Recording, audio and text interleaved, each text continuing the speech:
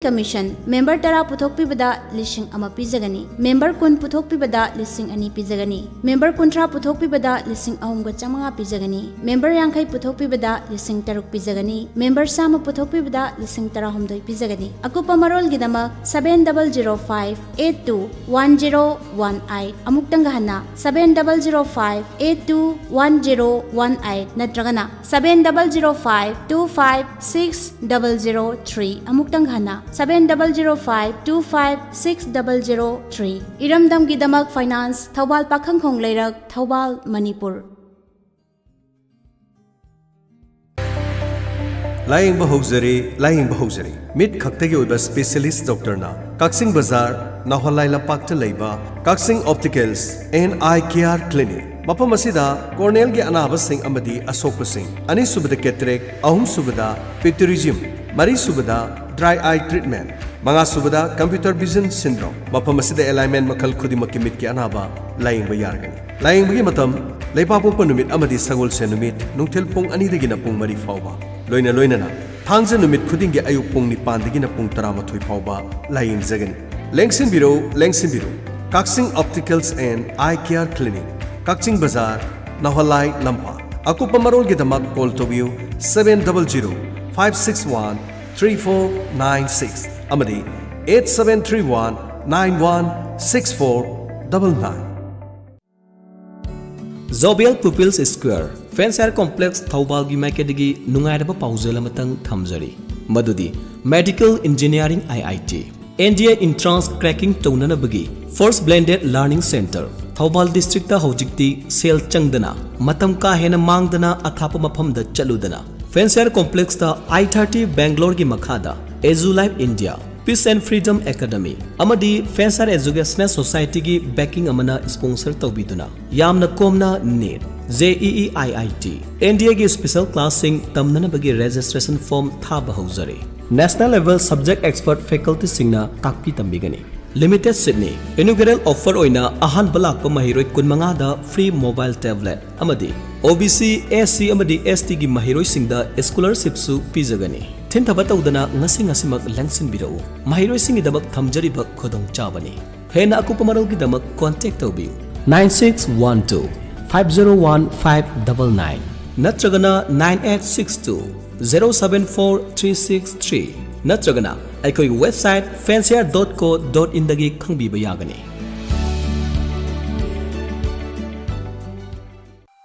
Lying Zari Paton Memorial Ayurvedic Jaundice Clinic Hairok Part 3 Champathong Road Thawbal District Manipur Yu thakpadagi liver chawthokpa liver cirrhosis oirakadaba pok kangkhatpa mit amadi hakchang da hangam mapal machu karakpa amadi pokpada ngariba angang sing da jaundice narakpa khudimak asi Matam chana tanabiho liver cancer dagi kanhausi lying bagi sel lawjaroi miyam gi damak leijare thokchom Neelachandra Singh physician in jaundice Hairok Part 3 Champathong International Awardee 2013 Nepal amadi Kathmandu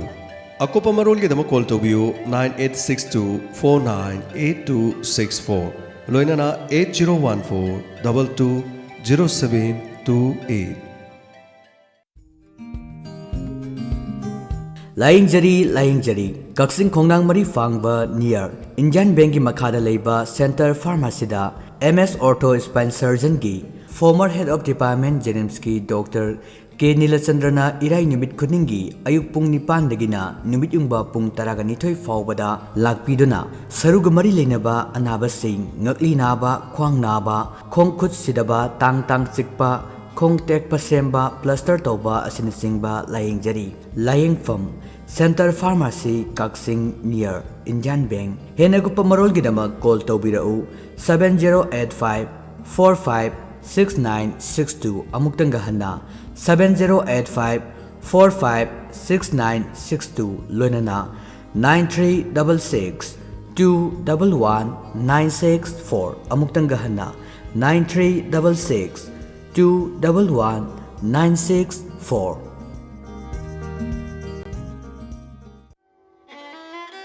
Sorat ki Paujel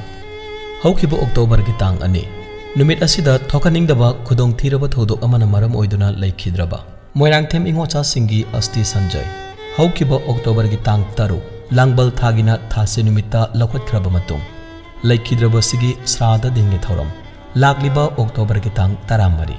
ꯃꯦꯔꯥ ꯊꯥꯒꯤꯅ ꯃꯥꯄꯅꯤ ꯄꯥꯟꯕ ꯁꯒꯣꯜꯁꯦ ꯅꯨꯃꯤꯠꯇ ꯊꯣꯛꯂꯤ ꯅꯨꯃꯤꯠ ꯑꯁꯤꯗ ꯂꯩꯈꯤꯗ꯭ꯔꯕꯁꯤꯒꯤ ꯑꯥꯇꯃꯥ ꯁꯥꯟꯇꯤꯅ ꯏꯪꯅ ꯆꯤꯛꯅ ꯃꯄꯨ ꯃꯍꯥꯛꯀꯤ ꯂꯩꯀꯣꯜꯗ ꯂꯩꯔꯨꯅꯅꯕꯒꯤꯗꯃꯛ ꯉꯝꯖꯕ ꯍꯩꯔꯥꯡ ꯂꯩꯔꯥꯡ ꯈꯔꯗꯪ ꯀꯠꯆꯒꯗꯧꯔꯤ ꯃꯔꯝ ꯑꯁꯤꯅ ꯂꯩꯈꯤꯗ꯭ꯔꯕꯁꯤꯒ ꯂꯣꯏꯅꯕꯤꯔꯝꯕ ꯑꯩꯈꯣꯏꯅꯗꯤ ꯁꯛ ꯈꯪꯖꯍꯧꯗ꯭ꯔꯕ ꯃꯣꯏꯔꯥꯡꯊꯦꯝ ꯏꯉꯣꯠꯆꯥꯒꯤ ꯃꯔꯨꯞ ꯃꯄꯥꯡꯁꯤꯡ ꯑꯃꯗꯤ ꯈ꯭ꯋꯥꯏ ꯄꯨꯝꯅꯃꯛꯀꯤ ꯃꯐꯝꯗ ꯄꯥꯎꯖꯦꯜ ꯑꯁꯤ ꯊꯝꯖꯔꯤ ꯃꯣꯏꯔꯥꯡꯊꯦꯝ ꯏꯉꯣꯠꯆꯥꯁꯤꯡ ꯃꯁꯥꯃꯛ ꯃꯅꯤꯄꯨꯔꯤ ꯄꯨꯂꯤꯁ ꯗꯤꯄꯥꯔꯠꯃꯦꯟꯇꯗ ꯀꯣꯟꯁꯇꯦꯕꯜ ꯑꯣꯏꯅ ꯂꯩꯕꯇ ꯅꯠꯇꯅ ꯂꯩꯀꯥꯏ ꯂꯝꯗꯝ ꯑꯁꯤꯒꯤꯁꯨ ꯆꯥꯎꯈꯠ ꯊꯧꯔꯥꯡꯒꯤꯗꯃꯛ ꯃꯇꯝ ꯃꯇꯝꯒꯤ ꯑꯣꯏꯕ ꯃꯇꯦꯡ ꯀꯌꯥ ꯄꯥꯡꯕꯤꯗꯨꯅ ꯅꯍꯥꯔꯣꯜꯁꯤꯡꯕꯨꯁꯨ ꯑꯐꯕ ꯃꯥꯏꯀꯩꯗ ꯂꯝꯖꯤꯡꯕꯤꯔꯝꯕ ꯃꯤꯁꯛ ꯑꯃꯈꯛꯅꯤ ꯄꯥꯎꯖꯦꯟꯖꯔꯤꯕ ꯃꯣꯏꯔꯥꯡꯊꯦꯝ ꯁꯅꯥꯇꯣꯝꯕꯁꯤꯡ ꯑꯄꯣꯛꯄ ꯃꯣꯏꯔꯥꯡꯊꯦꯝ ꯂꯤꯂꯥꯄꯇꯤ ꯗꯦꯕꯤ ꯑꯄꯣꯛꯄꯤ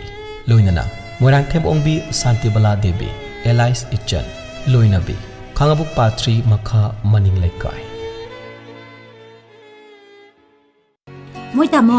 ꯂꯩꯉꯣꯏ ꯂꯧꯕꯅꯦꯅ ꯆꯠꯈ꯭ꯔꯒ ꯁꯨꯡꯂꯥꯛ ꯂꯥꯛꯇ꯭ꯔꯤꯁꯤꯕꯨ ꯀꯔꯤꯒꯤꯅꯣ ꯂꯩꯉꯣꯏꯗꯨ ꯄꯨꯔꯛꯑꯅꯤ ꯂꯩꯉꯣꯏ ꯆꯥꯝꯕꯒꯤ ꯃꯊꯧ ꯇꯥꯗ꯭ꯔꯕ ꯑꯃꯨꯛ ꯅꯤꯛꯊꯣꯛꯄꯒꯤ ꯃꯇꯝꯁꯨ ꯃꯥꯡꯗ꯭ꯔꯕ ꯑꯗꯨꯒꯅꯦ ꯊꯣꯔꯛꯂꯤꯕ ꯈꯨꯗꯤꯡꯃꯛ ꯑꯃꯠꯇ ꯃꯥꯡꯍꯟꯗꯅ ꯁꯤꯖꯤꯟꯅꯕ ꯌꯥꯔꯕ ꯅꯨꯡ ꯑꯁꯦꯡꯕꯗꯒꯤ ꯆꯞꯈꯥꯏꯔꯒ ꯁꯦꯝꯕ ꯁ꯭ꯇꯣꯟ ꯗꯁ ꯍꯥꯏꯅ ꯈꯪꯅꯕ ꯅꯨꯡꯀꯨꯞ ꯑꯗꯨ ꯃꯗꯨ ꯊꯤꯔꯨꯕꯅꯦꯃꯤ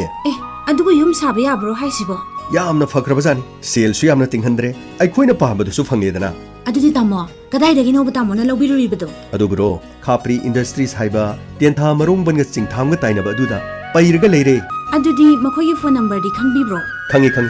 700559402 ꯑꯃꯨꯛ ꯍꯟꯅ ꯍꯥꯏꯒꯦꯁꯦ ꯍꯣꯏ ꯇꯥꯃꯣ 700559402 ꯁꯦ ꯃꯐꯝꯁꯤ ꯀꯥꯎꯅꯤꯀꯣ ꯈꯥꯄ꯭ꯔꯤ ꯏꯟꯗꯁꯇ꯭ꯔꯤꯁ ꯇꯦꯟꯊꯥ ꯃꯔꯣꯡꯕꯟꯒ ꯆꯤꯡꯊꯥꯝꯒ ꯇꯥꯏꯅꯕ ꯃꯐꯝ ꯑꯗꯨꯗ ꯆꯠꯂꯒ ꯑꯗꯨꯝ ꯐꯪꯉꯒꯗꯕꯅꯤ ꯍꯣꯏ ꯇꯥꯃꯣ ꯂꯣꯏꯅꯅ JCBꯒꯤ ꯗ꯭ꯔꯥꯏꯚꯔ ꯑꯃ ꯄꯥꯝꯖꯩ ꯊꯥꯒꯤ ꯇꯣꯂꯣꯞ 10,000ꯗꯒꯤꯅ 15,000 ꯑꯣꯏꯖꯒꯅꯤ ꯍꯥꯏꯔꯤꯕ ꯇꯣꯂꯣꯞ ꯑꯁꯤꯒꯤ ꯃꯊꯛꯇ ꯅꯣꯡꯃ ꯊꯕꯛ ꯄꯨꯜ ꯁꯨꯔꯕꯗꯤ 1,000 ꯄꯤꯖꯒꯅꯤ ꯑꯗꯨꯒ ꯍꯥꯞ ꯑꯣꯏꯔꯒꯅ 900 ꯄꯤꯖꯒꯅꯤ ꯑꯀꯨꯞꯄ ꯃꯔꯣꯜꯒꯤꯗꯃꯛ 7085223546 ꯂꯣꯏꯅꯅ 879469121524 ꯍꯥꯏꯔꯤꯕ ꯅꯝꯕꯔꯁꯤꯗꯒꯤ ꯑꯀꯨꯞꯄ ꯃꯔꯣꯜ ꯈꯪꯕꯤꯕ ꯌꯥꯒꯅꯤ ꯈꯪꯍꯟꯖꯔꯤꯕ ꯈꯥꯄ꯭ꯔꯤ ꯏꯟꯗꯁꯇ꯭ꯔꯤꯁ ꯇꯦꯟꯊꯥ Siri Siri Siri Chettene Charandayai Namaha Taibang Miyoi Pokta Pokpiramba Madi Maki Macha Manau Singh Manau Naukon Biramba Tokshom Amusna Singh Magi Nuksizaraba Imung Manung Sagai Natai Marup Mapang Kwai Punuma Puthaduk Piramlaga Hau Kibatang Mari Thatara English Singani Kungamatoi Langbangi Kungani Pani Pan Maning Thaukabanumita Siri Gurugi Kripadagi Base Olaga Sasidanand Chittyanadaas Rupa Manjuri Haibanam Pangjaduna Brindavan Prapti Oikri लाकलिबा तांग मापन थातरा English सिंगनी कुन थांगजे नुमिता अस्ति संजय लौखचरबा मतुंगदा लाकलिबा तांग तरागा तरे थातरा English सिंगनी कुन गमाथोय मेरा थागी तरागा निथोयनि पानबा नोमाइजिंग नुमिता लैखिद्रबगी चिराउ सबदिन थोकले नुमित असिदा लैखिद्रबगी आत्मा शांति गिदमक ngамजबा है लैखरदंग श्री हरि की चरंदा हरि संकृतन गलोइनेना कचगदौरी उपलकेस ब्राह्मण वैष्णव अहलमन इमाई बेलमदी मरुमपा लोइनना लैखिद्रबगा तिनबिरंबा इमुंग मनुनदि सक खंगजहुद्रब सिंगी मफमदा हरिनाम सर्वन तौबिरनबा डायमंड रेडियो की थोंग पाउजेंजरी थोक्सोम मणि बाबू सिंह मनाउनुपा श्री थोक्सोम सीतारंजन सिंह मचानुपा श्री थोक्सोम इबोमसा सिंह मचानुपा श्री थोक्सोम इनाउ मचा सिंह मचानुपा लोइनना महाकी इमुंग मनुंग अमदि मचा मनाउ सागै नातै ख्वाइ पुनुमा Khangabok part 1 अवांग लेकाय Sorok Wangma Yumsang Home Solution Kanchipur Malemashida Tamthiraba Laina Corona Tabak Suba Sinmi Singi Tabak Supam Nompam Amata Kanghande Masina Maram Oiduna Imung Manungi Sel Tumda Akaiba Kayamarum Leptana Lakali Adubu Skill Lainaba Labor Sing Carpentry, Painting, Electrician, Construction Gamari Lainaba Labor Singna Karimatu Wabiru Ngasing Magyumsang Home Solution Kanchipur da Free the Registration Tobi Adongi Damak Tabak Watana Bijagani Masikatana Kanaguma Mio Singna 3D Architectural Drawing Gidamak Amadi Interior Drawing Gidamak Modular Kitchen Wardrobe Amadi Fall Selling the Chingba Siguma Sing Asigidamakta Yumsang Home Solution Kanchipurda Tanabi Chada Kuntragi Kudong Chaba Pizari Fazaba Yumama Saba Matamda Tangai Fadaba Singasi Yum Adu the Tangadoriba Polam Singadu Potambam Chana Tamba Haibasi Tangai Fadi Samna Harabada TV Sofa Pamu Tongnau Amadi Tong matau karamna pangani amadi matau karamna thamgani haibasi yum saba matamna yamna maru oina chang wana thabuk chaluraga halakpa matamna ꯑꯩꯈꯣꯏꯅ ꯋꯥꯈꯜ ꯑꯐꯕ ꯈꯟꯅꯅꯕ ꯑꯃꯗꯤ ꯍꯛꯆꯥꯡꯕꯨ ꯇꯒꯠ ꯇꯦꯍꯟꯅꯅꯕꯒꯤꯗꯃꯛ ꯄꯣꯠꯊꯝꯐꯝ ꯆꯥꯕ ꯍꯥꯏꯕꯁꯤ ꯌꯥꯝꯅ ꯃꯔꯨꯑꯣꯏ ꯃꯁꯤꯅ ꯑꯩꯈꯣꯏꯗ ꯑꯐꯕ ꯏꯅꯔꯖꯤ ꯐꯪꯍꯜꯂꯤ ꯃꯁꯤꯅ ꯑꯗꯣꯝ ꯑꯗꯣꯝꯒꯤ ꯕꯤꯖꯤꯅꯦꯁ ꯑꯃꯗꯤ ꯑꯣꯐꯤꯁꯇ ꯗꯥꯎ ꯌꯥꯕꯁꯨ ꯑꯣꯏꯍꯜꯂꯤ ꯑꯀꯨꯞꯄ ꯃꯔꯣꯜꯒꯤꯗꯃꯛ ꯀꯣꯜ ꯇꯧꯕꯤꯌꯨ 8259030027 ꯑꯃꯨꯛꯀ ꯍꯟꯅ 8259030027 HIV हाइबसी लंबी मरी खक्तदा मियोय अमदगे अमदा संदोकपा ngami अहानबदा HIV पॉजिटिव ओइरबा ममा मपादगी मचादा अनिसुबदा सखंगदबा मियोय सिंगा कोंडोम यावदना युम्बान मगी मरी लेनबदा HIV पॉजिटिव ओइबा ngami अहुम सुबदा मियमगे सिरिंज वाइना दुना सिजनबदा HIV संदोई मरी सुबदा अना लायंग बगी ई कापदा HIV टेस्ट तौदबा ई कापलबदी HIV संदोई पुन्ना चामिन थकमिनबा बाथरूम टॉयलेट पुनबा कांग चिकबा खुद सा सोकना समनबा लेंगोनबा स्कूल द क्लासरूम पुनबा अमदी ऑफिस ता थबक पुनबदा HIV संदोकते हेक मिरोन बगा HIV अमसुंग सिफिलिस टेस्ट सुक्सोय सोयदना तौथोकपिगदबनी करिगुंबा ममा अदुना HIV पॉजिटिव ओइरंबा थोकलबदी खुदक्तगी ART चाबा होबिगदबनी मसिना ममा अमसुंग मपा अदुना पॉजिटिव ओइरंबा थोकलबसु पोलकदोरिबा मचा अदु HIV दगी ngapthokpa ngamgadoribani मरम असिना मिरोल बिनुपी खुदिंगमक सुक्सोय सोयदना HIV टेस्ट तौबिगदबनी HIV एस की मरम द हेन अकुप मरोन खंगनगदमता एस टोल फ्री नंबर 1097 दा कॉल तौबियो इंग्लिश हिंदी नत्रगा मणिपुरी द वरी साबा यागनी आइसेक थौबालगी नुंगाइरबा पाउजेल चलिबा एकेडमिक सेशन 2021 अमदी 2022 गी एडमिशन हौजरे थमजरिबा कोर्स सिंगदी आइसेक एकेडमी फॉर ITN मैनेजमेंट द PG DCA 1 year course DCA 1 year course amadi CCA 6 months course loina short term coursing su thamjari ISA Academy for Teachers Training gi damak diploma in nursery teachers training DNTT chahi amagi course tamnana bagi khudong chaba thamjari ISA thawbal na thamjari ba khudong chaba singdi one computer one student loina printed study material singsu pijagani Wi-Fi campus oibatu natana free internet ki khudong chaba su thamjari मसीत नतना moral personality development अमसुंग motivational class की खुदोंचाबसु थमजरी लोइना हेना नुंगाइजरीबदी कोविड-19 के pandemic की येंगलगा course फीदसु discount तौजगनी आइसेक थौबाल द तमिनिंगबा महिरोय सिंगना ऑनलाइन अमदी ऑफलाइन द एडमिशन तौनना बगी खुदोंचाबसु थमजरी ऑनलाइन एडमिशन की दमक www.huritech.in दा लॉग इन तौबियु अमुक्तंग हन्ना निंगसिंगजरी अइखोगी वेबसाइट www.suritech.in हाइडिबा वेबसाइट असिदा लॉग इन तौबिदुना ऑनलाइन के थ्रू द एडमिशन तौबिबा यागनी लोइना खंगहनजबामना कोविड-19 की पेंडेमिक मतम ओइबना स्ट्रिक्ट SOP के लोइना 50% सीट कैपेसिटी खक्तमा लौजगनी हाना लाको महिरोइसिंगदा हेना खुदोंचाबसिंग थमजरी हेना कुपमरोगी दमक ngasi-ngasimak लेंगसिन बिरउ आइसेक थौबाल वांगमताबा पार्किंग नत्रगना अइखोगी कॉन्टैक्ट नंबर 7005356020 अमुक्तंग हन्ना 7005356020 हाइरिबा नंबर सिदा कॉन्टैक्ट तौबिरपसु यागनी खंगनजरिबा आइसेक थौबाल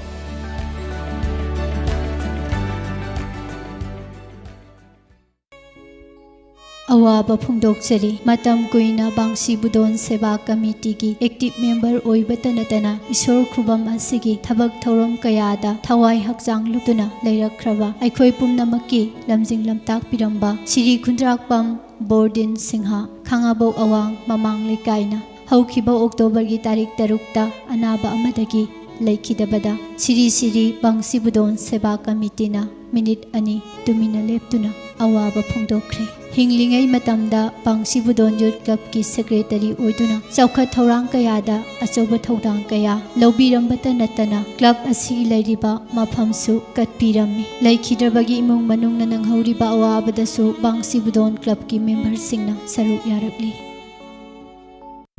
बेटर लाइफ फार्मेसी की कोरोना मरम ओइरगा लायेंग लेपलुरब मतुंग लाक्लिबा अक्टोबर की तांग 9 लायेंग हौजरगनी लेप टेस्ट न चिंग हंगजरगनी लाक्लिबा अक्टोबर की तांग 9 सिदा जनरल मेडिसिन की डॉक्टर लाक्पिदुना लायेंग हौजरगनी अकुप मरोल की दमक 9366722764 अमुक्तंग हन्ना 9366722764 4 Better Life Pharmacy Khongjom Bazar Transformer Mana कोरोनादगी ngakthongnaba hauzik phawbagi khwaidigi phaba pambai ama hairagadi vaccination haibadi corona gi tika thadokpiba adomadomna khwaidigi nakpa vaccination center hangliba mafam natraga hospital singda khudungchaba silobiu tamthiraba corona bu mai thiba pige hairabadi vaccination sungsoi soidana kakthokpigedaba kariguma dongi chahina taragani panamadi tarani pangi mathak oiba tarabadi arogya setu app natraga CoWIN portal नत्रगा app सिजनबिदुना मसिगी मतंगदगी अदोममदी अदोंगी इमुंग मनों registration तौबियो लोइनना कोविड लाइनादगी ngakthoknanaba ख्वाइदगी फरबो पायसी सिजनबियो खंगहनजरिबा यूनिसेफ इंडिया अमदी कम्युनिटी रेडियो एसोसिएशन लोइनना 91.2 diamond radio channel Manipur Thoubal district खोंगजों लाइंगजरी नोमाइजिंग खुदिंगी मणिपुर की ओइना अमत ngairaba maming leiraba afaba doctor orthopedic surgeon joint replacement hariba sigi doctor asiling biraktuna kwang naba khu naba tang chikpa saru tekpa saru patharakpa makhal khudingi saru ki anaba amasung singli nauri mapangal sontharakpa loina na sel yam tingna mapale bakta chaludraba su yaraba knee replacement hip replacement hariba sing asi tawbagi khudong chaba su phanglaba aduguma doctor asi lengbirakuna layinggi khudong chaba phangbiragani ayuk pung 9 dagina pung 10 phawda khudong chaba si pijari mafamna Daniel Medical Store Kaksing Supermarket mobile number 9856245265 amukana 9856245265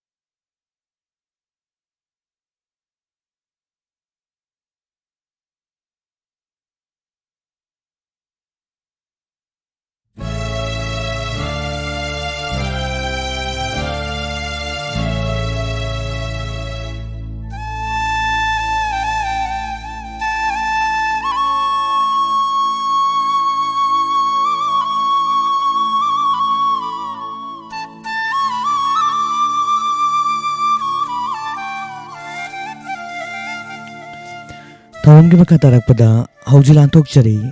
inspector तयाई थौरम असगी हंजनबा चनिगा सुमना निपान सुबा तांकक मयाम पुना नामिनेसी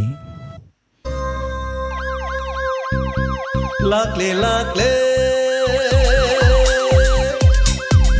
inspector तयाई अहानबा मक्तदा डायमंड रेडियो चैनल की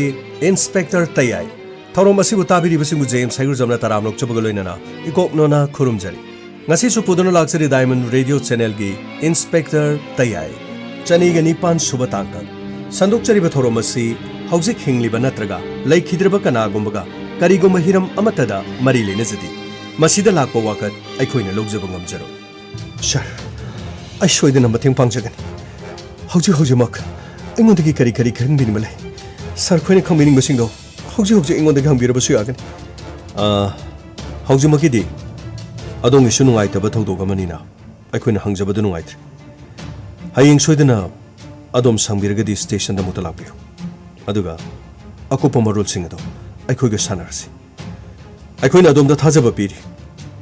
soidana maki mihatpa lemna tharoi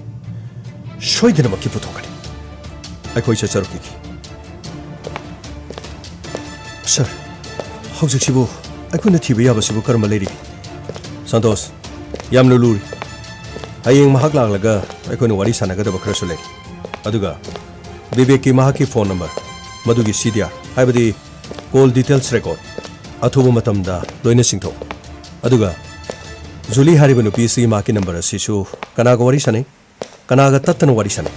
ꯃꯗꯨ ꯈꯪꯅꯅꯕꯒꯤ ꯃꯍꯥꯛꯀꯤ ꯀꯣꯜ ꯗꯤꯇꯦꯜꯁ ꯔꯦꯀꯣꯔꯗꯁꯨ ꯆꯤꯡꯊꯣꯛ ꯑꯗꯨꯒ ꯍꯌꯦꯡ ꯃꯍꯥꯛ ꯂꯥꯛꯂ ꯃꯇꯨꯡꯗ ꯃꯈꯣꯏꯅ ꯐꯥꯁꯠ ꯐꯨꯗꯇ ꯆꯪꯂꯨꯏ ꯍꯥꯏꯕꯗꯨ ꯀꯔꯝꯕ ꯐꯥꯁꯠ ꯐꯨꯗ ꯑꯗꯨꯒ ꯐꯥꯁꯠ ꯐꯨꯗ ꯑꯗꯨꯒꯤ CCTV ꯂꯩꯕ꯭ꯔꯥ ꯃꯗꯨ ꯄꯨꯝꯅꯃꯛꯇꯣ ꯑꯩꯈꯣꯏ ꯊꯤꯗꯕ ꯌꯥꯔꯣꯏ ꯑꯗꯨꯒ ꯑꯃꯅ ꯃꯍꯥꯛꯀꯤ ꯋꯥꯔꯤꯗ ꯐꯥꯁꯠ ꯐꯨꯗ ꯑꯗꯨꯗꯒꯤ ꯅꯨꯄꯤ ꯑꯗꯨꯕꯨ ꯌꯦꯡꯗꯨꯅ ꯃꯤ ꯈꯔꯅ ꯂꯨꯝꯗꯨꯅ ꯂꯥꯛꯏ ꯍꯥꯏꯕ ꯋꯥꯐꯝ ꯑꯃ ꯄꯜꯂꯤ ꯑꯗꯨ ꯑꯣꯏꯔꯒꯗꯤ ꯃꯐꯝ ꯑꯗꯨꯗ CCTV ꯂꯩꯔꯝꯂꯕꯗꯤ ꯐꯥꯁꯠ ꯐꯨꯗ ꯑꯗꯨꯗ ꯀꯅꯥ ꯀꯅꯥ ꯂꯥꯛꯈꯤ ꯀꯔꯝꯕ ꯒꯥꯔꯤ ꯂꯥꯛꯈꯤ ꯑꯗꯨꯒ ꯃꯇꯩ ꯃꯅꯥꯎ ꯑꯗꯨꯅ ꯀꯔꯤ ꯑꯍꯦꯟꯕ ꯇꯧꯈꯤ ꯃꯈꯣꯏ ꯄꯨꯡ ꯀꯌꯥꯗ ꯂꯥꯛꯈꯤ ꯄꯨꯡ ꯀꯌꯥꯗ ꯊꯣꯛꯈꯤ ꯃꯗꯨꯒꯤ ꯗꯤꯇꯦꯜꯁ ꯑꯃ ꯑꯩꯈꯣꯏꯅ ꯀꯨꯞꯅ ꯌꯦꯡꯕ ꯇꯉꯥꯏꯐꯗꯕ ꯂꯩꯔꯤ ꯑꯗꯨꯒ ꯂꯝꯕꯤ ꯑꯃꯗ ꯃꯈꯣꯏꯒꯤ ꯒꯥꯔꯤ ꯊꯠꯆꯤꯟꯗꯨꯅ ꯃꯍꯥꯛꯀꯤ ꯅꯨꯄꯤ ꯐꯥꯒꯤ ꯍꯥꯏꯕꯁꯤ ꯀꯅꯥꯒꯨꯝꯕ ꯈꯪꯍꯧꯕ ꯂꯩꯕ꯭ꯔꯥ ꯃꯗꯨ ꯏꯟꯐꯣꯔꯃꯔ ꯊꯥꯗꯣꯛ ꯑꯗꯨꯒ ꯃꯗꯨꯒꯤ ꯄꯥꯎꯗꯨ ꯈꯪꯕ ꯉꯝꯕ ꯃꯤ ꯑꯗꯨꯗ ꯃꯅꯥ ꯄꯤꯒꯅꯤ ꯍꯥꯏꯌꯨ ꯇꯉꯥꯏꯐꯗ꯭ꯔꯕꯗꯤ ꯃꯤꯍꯥꯠ ꯑꯁꯤꯒꯤ ꯃꯇꯥꯡꯗ ꯑꯩꯈꯣꯏꯅ ꯇꯧꯕ ꯌꯥꯕ ꯄꯨꯝꯅꯃꯛ ꯇꯧꯒꯗꯕꯅꯤ ꯈ꯭ꯋꯥꯏꯗꯒꯤ ꯉꯛꯄꯗꯤ ꯁꯅꯥ ꯄꯨꯈꯤꯗꯦ ꯃꯣꯕꯥꯏꯜ ꯐꯣꯟ ꯄꯨꯈꯤꯗꯦ ꯑꯗꯨꯒ ꯊꯥꯡ ꯑꯍꯟꯕ 3 ꯂꯩꯔꯒ ꯒꯥꯔꯤ ꯑꯗꯨꯗ ꯊꯝꯃꯝꯕ ꯑꯁꯤꯕ ꯃꯁꯥ ꯑꯗꯨꯒꯤ ꯒꯣꯜ ꯐꯤꯡꯒꯔ ꯀꯛꯇꯨꯅ ꯄꯨꯈꯤꯕ ꯍꯥꯏꯕꯁꯤꯅ ꯃꯔꯝ ꯀꯔꯤ ꯆꯞ ꯆꯥꯕ ꯃꯔꯝ ꯑꯃꯗꯤ ꯁꯣꯏꯗꯅ ꯂꯩꯔꯝꯒꯅꯤ ꯅꯨꯄꯤ ꯑꯁꯤꯒꯤ ꯄꯥꯁ ꯍꯤꯁꯇ꯭ꯔꯤ ꯅꯨꯄꯥ ꯑꯁꯤꯒꯤ ꯄꯥꯁ ꯍꯤꯁꯇ꯭ꯔꯤ ꯑꯦꯡꯒꯦꯖꯃꯦꯟ ꯇꯧꯗꯨꯅ ꯂꯨꯍꯣꯡꯕꯅꯤ ꯍꯥꯏꯕꯅꯤꯅ ꯅꯨꯄꯥ ꯑꯁꯤꯒꯤ ꯍꯥꯟꯅ ꯈꯪꯅꯔꯝꯕ ꯅꯨꯄꯤ ꯂꯩꯕ꯭ꯔꯥ ꯅꯨꯄꯤ ꯑꯁꯤꯒꯤ ꯍꯥꯟꯅ ꯈꯪꯅꯔꯝꯕ ꯅꯨꯄꯥ ꯂꯩꯕ꯭ꯔꯥ ꯃꯗꯣ ꯌꯥꯝ ꯀꯨꯞꯅ ꯊꯤꯗꯕ ꯌꯥꯔꯣꯏ ꯐꯒꯅꯤ ꯁꯔ ꯑꯗꯨꯒ ꯁꯟꯇꯣꯁ इन्वेस्टिगेशन से तुमिन्ना मी खंगंदना सथगदबन फास्ट फूड अदुदा CCTV पालमद्रबसु फास्ट फूड अदुगी मियोइसिंग उनरगा पुंफम अदुदा कना कना लाई लोइनना नुंगतिगी मफम अदुदा लाकपा मिसिंगला हाइबदु खंगबा ngamnaba honagदबन फगनी सर असुमना मथंगी नुमिता इंस्पेक्टर तयाई संतोष सर फास्ट फूड अदुगी मफम खंगनबा अखोय हान होनसे अदुगा मफम अदुदा CCTV लेब्रा हाइबदो मदुगी रिपोर्ट तो कोई हाना खंगनबा होनबा ताबने सर सर कैदोरेगा मै sir ngaranggi bibek haibadu lai sir oh changalo phagni sir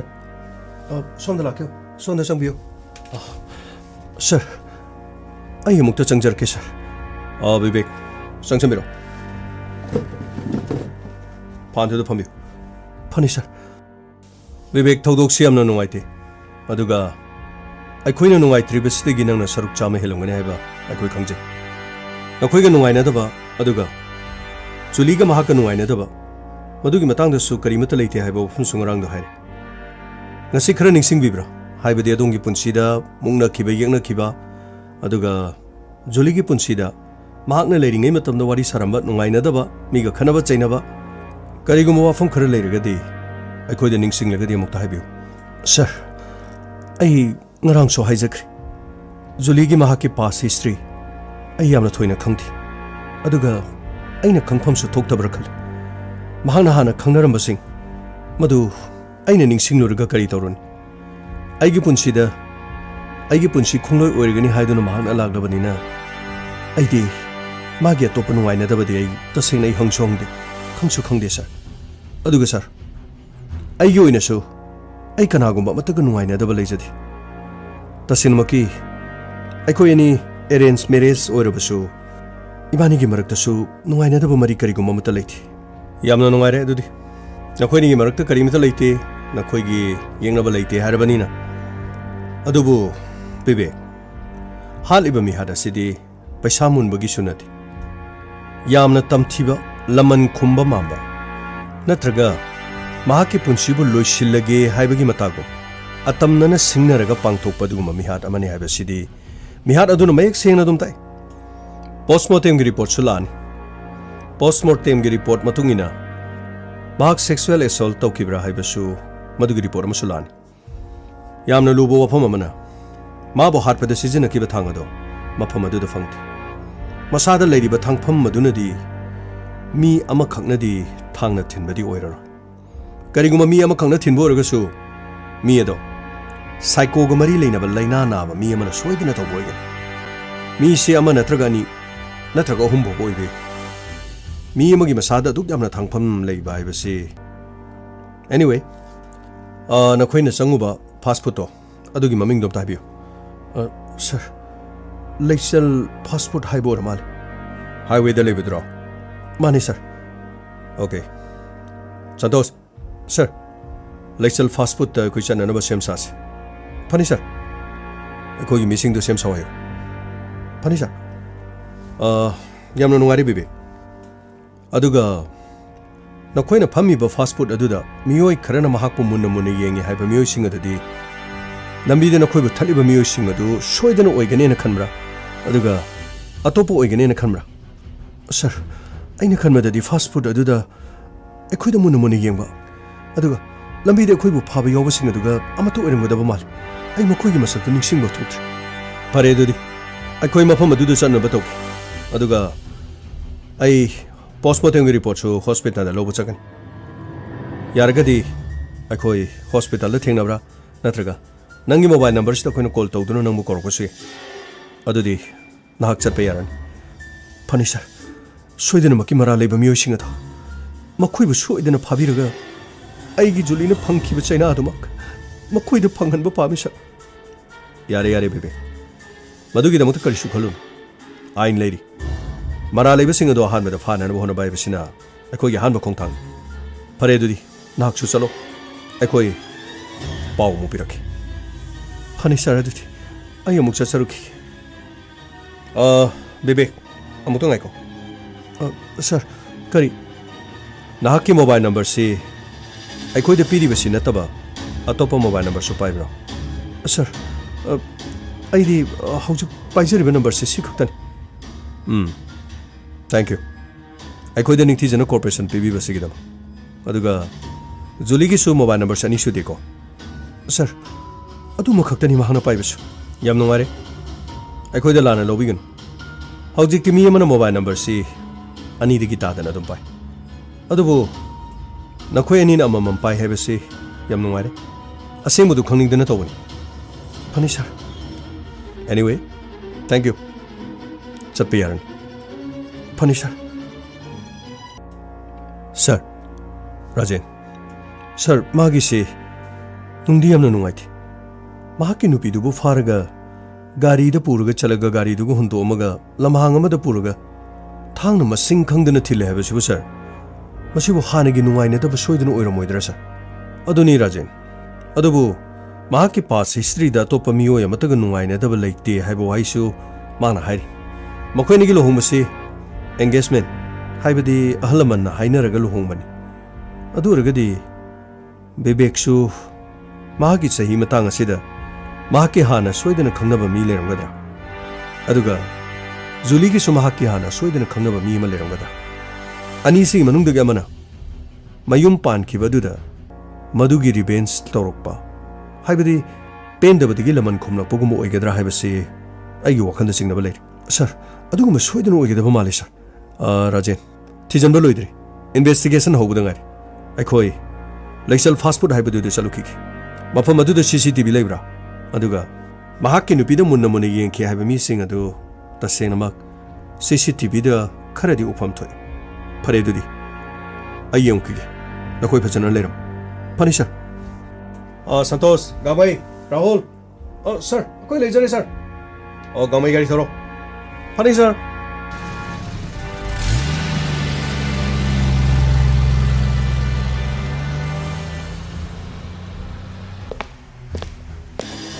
angangsing mafam asida leriba hotel ge miyosing da ngarangi mokoi gi mate marang mafam sida lamado mokoi gi photo sing adu loyol aduga mokoi masa khangbra aduga ai wa mai ge taw amam toina ni thijana wa hang nakoi gi phone da nupi du gi photo yorba natro yawjari sa mona hang aduga nupi si lakibra laktabra aduga mokoi gi CCTV lebra leitabra madu yamna mona hangsi aina somdo wari sanaring endene hotel sida yauriba thabak tawba miyoising Gamai sir Rahul sir nakoi ani na hotel gi missing so hang aduga aiga Santos kana som sang bemo sir sida leiba customer sing muniyo pani sir mokoi gi si CCTV di panboi hanguragana horen mathau tawdre karigino khangdini mokoina CCTV palaga mathau tawhandri singsi mathau tawhole do bordi karigi CCTV palibano ibungo kenom taige sir kari sigi phone sida uriba sigi nupise ngarang na khoigi mafam asida magi mapuribaga kari kari sa thak chaba lai hai ningsing brahma saksi mafam asida lakibra sir haipeti ugum lakum di tawi sir aduga sir masaksi mi am sang panina sir haibung ngomdri sir aduga ngarang lakibada kapa photo uragadi khangdau di mali sir aduragana nakhoi CCTV si mathau tawba natro sir mathau tawi sir okay aduragadi nupi sina ngarang set ki dress aduga mana phangki mafam aduga makoina sangakpadagi na thoki ba phawbagi protest to koi pa sir yani sir anyway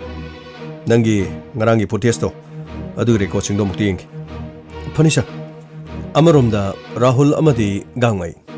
hotel adugi manungdu changduna mafam adu da thong thaiba amadi hotel adu da thabak toriba sing adu muni yenglam amadi mafam adu da leba mi sing adu da wahang pahong nanaba makoi ni manungdu changki rahul makoi hotel sidi pot jamna sit bajani he manam sidi karino puk puk khongida karino nato se agi je stereo chat program tawini songi na kan sina karino moi gi sibo so songi sina chicken biryani manam ni ne sada ba kuire da akoi ne karino police orni ne tawri si jo no mate chicken biryani cha si ko se so kana mat na hodo te ma gi santos se so karino pakhang ne hai ba gi wani pura engo de hena sathi ba ma so rahul na kari dawni haw leira su dum magi matu ga chana na ba dum yom dana dum mayum da no phadok chapada dum pokhiba krino khangde da akhona masde da haw ba mata chadrin krino da ai di mokoi manam se ta ba du krino mata ore da gamai mi wa ta da na muk to khani ko nang na mi ho ten da chang manam nam nei ore noi ni kari kari hangi ha di manung do pakora thongoi manung di yen thongoi na muk tamuni ko amuk chop kani naya kiga kanuda puk lambaga makoi gi case ka kanana luno puk lam isde phajana pijaraga karino wakhan bodi loksing loina thokodab natro puk lamaga di karino da krai digi wakhano da nuksibaga chang ponte da nuksibagi machak phajabada dum yenga puk lama phabana tine chinda bo pungai haibo wani nuksiba nangi damak ta du toge da toge haibo wani kaina radra na pakhat pagi haina bangak tani da nuksiba du manak ta leiradi na hawai nang gi damak ta di ai sra henge du toge haibo hujikti ko dum nupi sumowa ga dum saunar ga sa dum sa thokpani mowa du sunupi ga dum sanar ma du sa dum sa thokpani kanan da wani da kri su kan da ba kes tu thi su thi ni wang pang tawring da su si karino khara saw khol ha di phado khoi ge te ai si su ma di serious oi bani na ko sum saw thaw su kri su hai roi ni karino ta hange ngamai kino nang tai du bo wang pang ja ga karino ba sana bo da to ge hero rahol da gi wana te ba karino wang su pa hang su loina pulna taw se ai taw ge ngo na khoi ai karino ta hange hai bi hama sini yengo sigi photo se khamra ngarang nupi do nakhoi gi mafam sida sangakra sida di mi atopa changma yadi adu ni ne adu hairakane ai ngasai na khangi ne nupi do se changoi ne apangba ai na haibdi nupi do se changakra haibdi nakhoi gi sida changakra di sak thomam da changbra hangmana te ne nakhoi gi fast food asida changakra haibani ne sir mapan da di mi miyam lakpani na ekhoi di khangjaudre sir oho nakhoi di mi miyam lakpu mi di yengmana te ne nakhoi ni yeng isi kri chaningakani kri order torkani makhoi di bisa kya logani kri ahaw bo pisalaga khisi hapaga yamna tangna karamna logsi gena dum khalinge da tawbo ori ni da adu ta so ramoi kri no mi ne khara kuina phamadi phambagi su kri no sitting charge haibra geno adu sna khoi di lawrongani ne sir akhoi gi da du madi thoina lejadi mayam hangnari ba fast food asidagi akhoi gi sina akhoi lamdong gi so iba indigenous food kamarum yawe ayamana mafam sida mi singsi sangang nanaba akhoi gi chinjak sing ase masigi asengmam hausing ase khangnanaba ayam akhoi gi stay do hona jabani adunabu akhoi gi leisal fast food haidana kokjarbani nang sunasin masa de pitok ngangi ni ko pulau bin ising nga masak saram dagi sumana khapadu mali ni ko yai nang su yai ko nang hotel pham ga da mi ni nang angang ngori ngi hotel pham se dum pam jar ko reng ni ko sir kaino haibiri sai gyan ta jadri sir gyan ta roi ne na khoi krisu gyan ta roi police la ga wa hang de krino metric pe kha da hang ba ga cha ma na bani ne natro na khoi gi hotel da ngarang sidai da nupi masak phaja ba se sidai yaw nupi se मागी नुपागा नखोई hotel सिदा चाबा लाए बको अदु मखोई मफम मसिदगी चाबा लागा मफम मसिदगी चटखिबा मतुंग ngahak lera matungda नखोई hotel सिदा चाबा थकपा लामा मी सिंग को लंबी दे मखोई थलगा को kidnap तौरगा पुखरे बा करिनो हाबि सिबु सर वाफम सिबु ए आइने नंगो दा मफगी सागद्रने नंग मनुपी सुनतना करिनो है असेंग मदो नखोई खरा हायो हाइबगी करिनो खरा खंगे हाइबगी लाकने असे वरी साबा नुगाइने नबको असे करिनो नखोई गिसे असे sir chicken rice oh karino chicken rice habra chicken biryani habra karino ase karino hawrenge thum nambrenge horen thum ya amdana mo mine sabada so hawta bse yae khara puthro yenge sir yani sir pizza ke sir as yani da thalandra su yani da karino nangi do patho di dum yare keno thalandra su yare hab khredi yare ne khotharo nu ne se karino ama khata pi bdi aina sarga sidama laptop leibsi kari yengni मा सो पिजद्रदि मियोबा कौबनी ना मागी खुनोक थो कता अमु नोलकनी ने आई होरे मिया तागनी नंग क्रिसो वागनो पिरो funny sir अस यारे ने यामना हापोरुनु ने पेक थलदि यारे ने करिनो ए अमु खोथरुनु ने हाप खरदि मिगी करिनो मिगी लाइबक तो तमखरबनी को अदम हापखियो हो अमु हुजिक ताकिबदो सर यारे से वा हंगे सिदि यामना होइने रहो किदि करिनो इमाना पोबुदि चाद्रे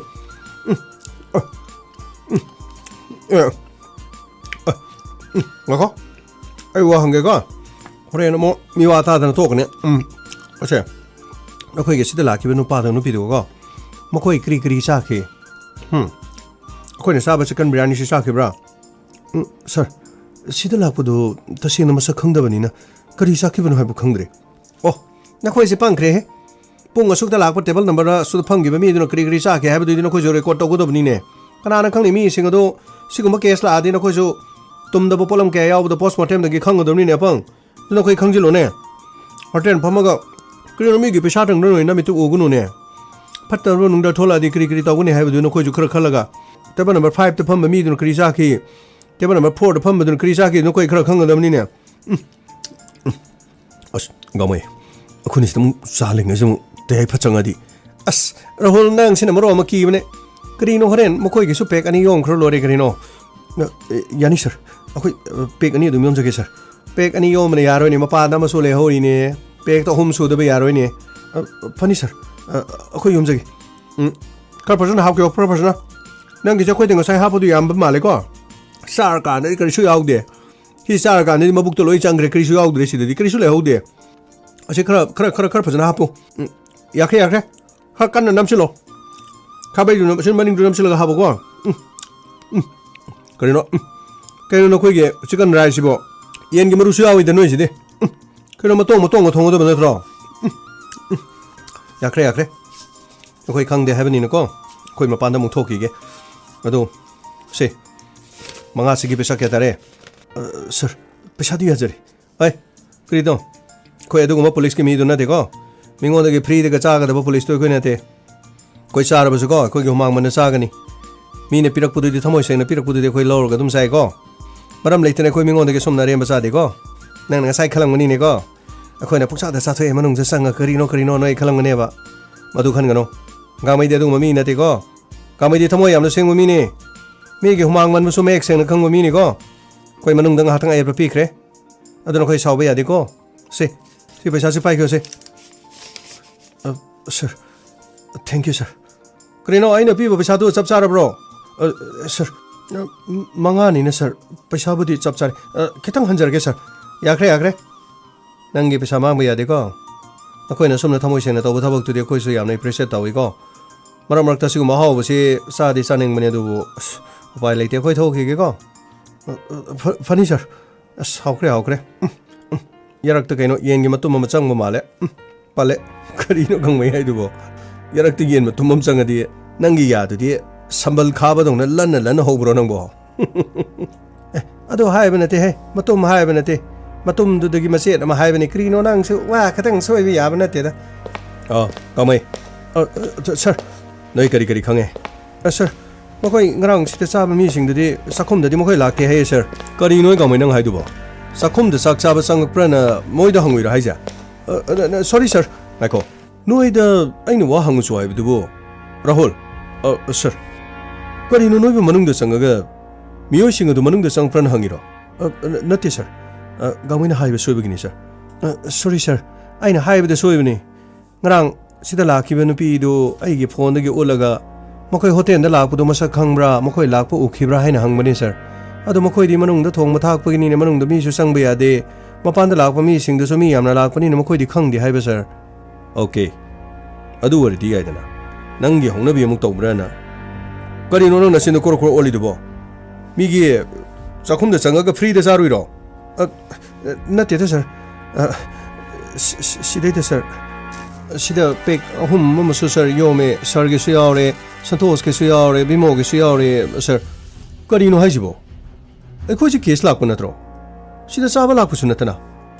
sir saba lak panati haiba budi khange sir karino mokhoi da wahang pahang ba tawbu du sir sum mokhoi gi manung du de ai gi naton se stereo oibani na som da su biryani manam na me som da su momo manam na me som da su chau manam na me som da su as karino khoi indigenous food ni hai paknam manamo karigano singju bora kari kra as loi ni manam du number du sir sum wa hang badu da tin ororo tarak pudagi sir akhoi budi sir wa do hang hangaga sum machit sum chaba akhoi saraga sir khoi mukcha da badu di nungai tabani na sir khoi gi khitang leijarak pani sir asing mani sir gamai mi no wa no hona jari badu dagi akhoi na madu free da lora di mi di kari tawduri mai gi mai sa marak tu thongi ba thaiba aduga mafam asigi bharasu pirangani aikoina hekta police oirena mingondagi nammaga lauruga chaba yaba natine sorry sir ai sir gi matung injabani sir ai di aikhone ai gi matung inbe indaba natine kari gi mingondagi free da pura ino haibani ne free da pura puya de mi gangai aikoi police mi ne tuka chari sigai gino aikoi gi adumba thong du no ne mi lupa 10 gi demo gari khamaga paisa loba paisa khara gi demo mi khamaga aikoi bo mi thajaraktrize nati aikoina seliba uniform se mine sepa ngam natine aikoi da no mai piri si karigino aikoi thajabagi aikoina miyam ge punchi ngak na bagini aikoina ma thong cha da ba tawrodi miyam du kamai ma thong cha doino sir ngamai gi si sir pesa piramani sir kari mani sir ngasi bhawa da gamai na mingon da gi lupa ma follow dri sir ai sir gi matung in mani na sir mingon da gi are ma da lupa ma follow dri sir mokoi da manam sum nungsi ba du da sir ai khitang mudi sir cha thu uri sir adu sir khoi gi so ai khoi na cha raga sir cha dradi nungai te na lorok ni sir oh my god I am very sorry gamai ai soi gre ko sir it's all right sir krisu kai di sir khoi gi police marak ta so sum na to ba yaw bani na sir na chingnari do dum su kai di sir gamai never ai khoi kana gumba amata micham amata digine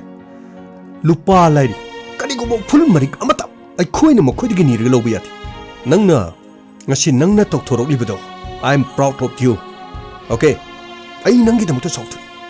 ai ga loina riba ai ga tinariba ai ga chanmina riba mi mana adumna khak tawroi heba ai da thasai tawsu tawdredana okay gari thoro chalas funny sir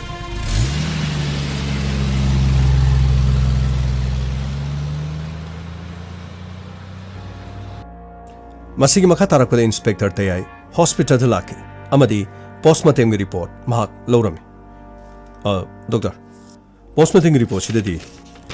sexual assault ki di thuduk lik tramal inspector sexual assault tokidi adubu nupi asida mahak ki hakchang da thangna taraga tare lakthili what 17 exactly taraga tare aidi thangpam si taramukta madu mu oigedra khan mane duga no inspector aduki mating nungsi dena laman khumningba amagi wakhalun ga tawba mal yamna thinisu masagi haksang manungi organ part phawba manungdu matat tale okay doctor ख्वाइदिंग नगलिबदी महाकी gold finger से थांगना ककलमनिबसिनी inspector gold finger से महाकना सीद्रिंगेदा सोइदन हाना ककपोयगनी मसिगी मतुंग महाक कोना हटपोयरमे doctor थांगना थिलिबसी मी अमना अमुक्तदा थिनबा ngambagi मदुगी शक्ति इंस्पेक्टर मसी मी अमना अमुक्तदा थिनबदी माथि यामद्रबदा मी अनिदगी तादना नत्रगा अहुम ओइबसु याय अनिदगी तादना नुपी इसते थांगना थिनबा ओइबे अदुगा सिजनरिबा थांगसिंग असि मया यामना थौइ हाइबदी हाना सिजनदबा थांग सोइदनमकी नुपी असि हाना ननबगीदमक स्टोर दगी लेरकपा थांगना सोइदना सिजन बोइगन डॉक्टर सिजनरिबा थांगसिंग अदु महाकी असिब हक्सांग लेफमदसु लेरमदि ख्वाइदिगी ngलिबदी नुपी असिगी महाकपु फादुनु पुखिबा कार अदुगी मनुंगदा अहनबा थांग अहुम अमसु लेरम इंस्पेक्टर थांगसिंग अदुगा नुपी असिगी मसादा थिलिबा थांगसिंग अदुगा चप मानरंगनि हाइबदी थांग असि सुपनगी अमा खक्तंग लेरक पोरमरा दर्जन अमा लेरगा पुरगा मदुदगी मखोइना सिजनगदबा थांग अदु लौथोगा नुपी अदुबु हालबा मतुंगदा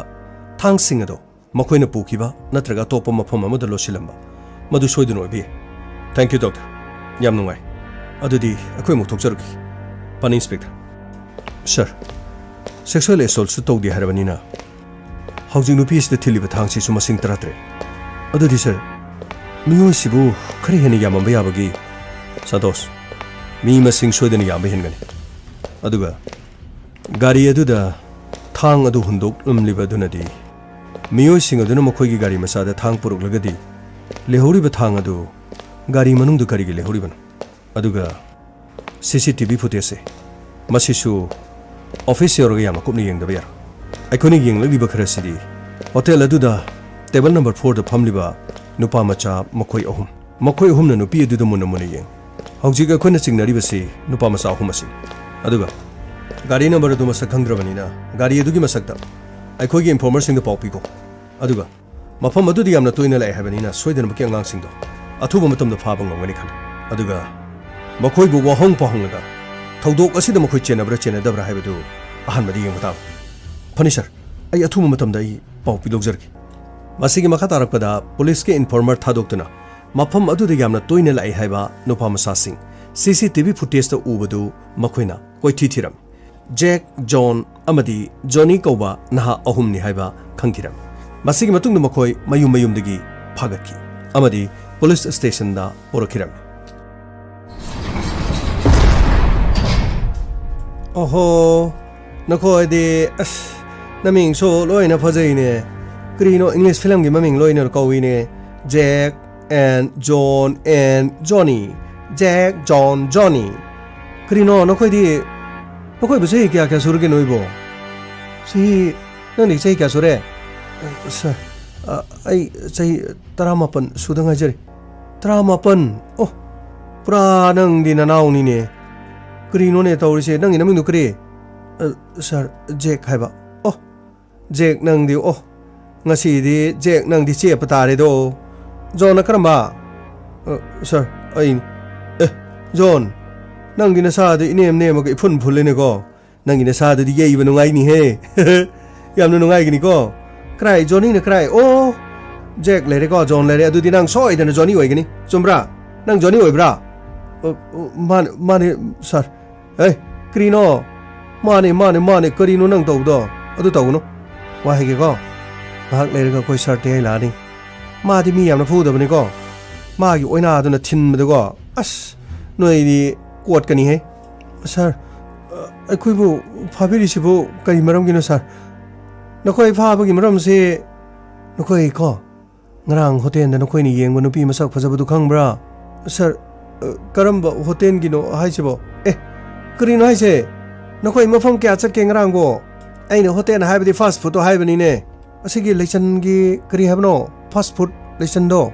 adana koi masak phajaba maw ma nokoi udra ne sir maura di khangdi sir masak an phajaba nupi madi hotel aduda ma nupa amaga phamame adudagi ngahak lega nupa du thokiba adudagi nupi du mathanda leibaduda masak phajabaduda akhoi changjalaga sum magi manak to hangal anda chalaga yengmani sir hayengadi akhoi amata yengjaroi sir hey Krino henga yengaroini. No ni yenga har so fangaroini khangra. Sir kari gin haichu sir. Adu gi maram dinu pi du ngrang na khoina thang na thil hal edana. Kai no haichu sir. I khoi te don to gi balai te sir. Kai de gino sir. Adu gi sir khoi phabiri se. Hai. Krino no na hai ba sa ba do. Sar the le. Noi khangni go. Angang cha. Na khoi gi na mana pa dai na haira poroi se. Ngak tang hong pong ge harga propan. Na yum du loina pa khana rangan. Sahi su tarama pan kun kun ma thoi. Adu gi loina leng oina dawai. Adu ina pam se. Na khoi yu pun si do mangani. Asing ba. Hek asing ba hai ba do. Madu loina hai.